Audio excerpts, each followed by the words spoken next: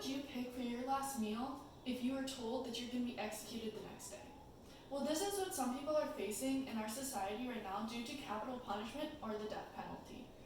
The capital punishment has been in the United States for a very long time, and I've been doing a lot of research on it, on the debate, because there is such a high debate on this, and I figured I would share what I've learned through my years of looking at this debate with everyone. So we'll be looking at just the general history of capital punishment in the United States. What are some ways that it looks when it's done wrongly versus how it should look if done correctly? And then how do you get capital punishment in the United States? Like how you used to get it in like the 16th, 17th, 18th century versus today. Capital punishment has been happening in the United States for more since the 17th century. That is in the 1600s. Capital punishment has been happening in technically the United States, but it wasn't originally in the United States right away. So it's been happening for how many centuries? We are just in a small little eclipse of it now that we are starting to question the back half of this timeline in history.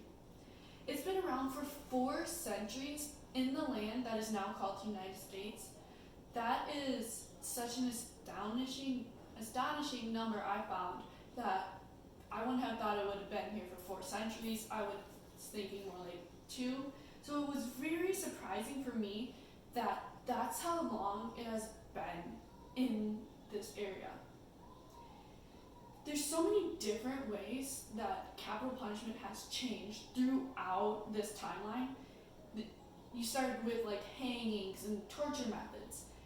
Then it went to firings, rods, and electrocutions. Now we're to lethal injection and lethal gas as different methods now to curb the cruel and unusual punishment part of capital punishment. You can also say that capital punishment also includes any torture methods by the government that result in a death, because that is a punishment handed down from the government, which is what capital punishment is, and a death sentence handed down by the government fulfilled through the people.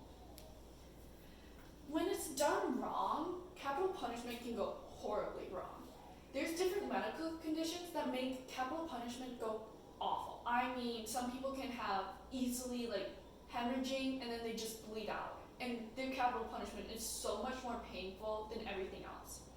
There is one story I was reading.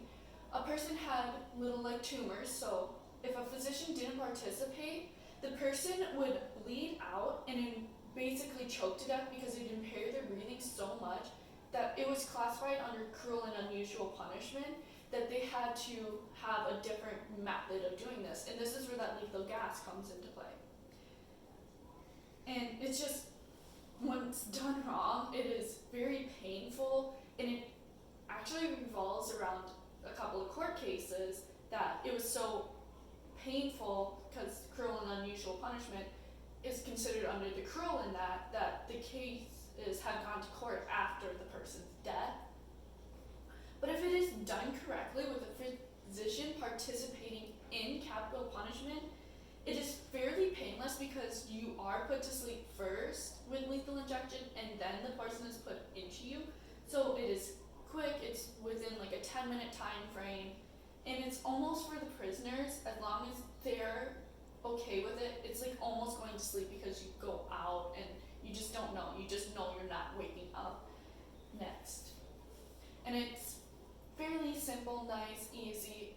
It's, when it's done correctly, doesn't fall under that cruel and unusual punishment. It falls under something that is very humane as we can make it compared to ways in the past. And that's why capital punishment has been changing.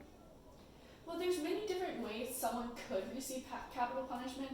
If you happen to be in the old days, your capital punishment crimes, you didn't have to do very much. Minor property offenses, pickpocketers, murders, treason, these all come from a page in Crime and Justice Punishment. That's where I found these. So really, the minor property offenses was a blood for blood. You kill my animals, I'm gonna kill you. It's a simple, that was the mentality back then. Like pickpocketing, it wasn't the minor offenses that we think are minor now were worthy enough to be hanged for, I guess beheaded if that's before hanging. But it's like, you didn't have to do that much back then to receive capital punishment. But now we have restricted what you can do for capital punishment. From an article by Death Penalty Information, an article that's put out every so often, the main ways you can now receive capital punishment in the United States is by treason, aircraft hijacking, bombings, and murder. And murder it has to be a very gruesome murder. Serial killers will get it because it's multiple. It's not just one gunshot to someone. It's a fair amount of mentality or very heinous acts behind the murder for it to be considered the death penalty for it. But the way we have changed capital punishment is to change with the times to be more humane. But capital punishment is such an in-depth topic that is now up for debate that it's up to most people to decide after they see all the facts if capital punishment should stay or should not stay. So it's personally up to every one of you guys to make your own decision on capital punishment. So after hearing the history of it, how it's done right and wrong, and just how some of the different ways you are to receive it, it's up to you to decide what to do with capital punishment.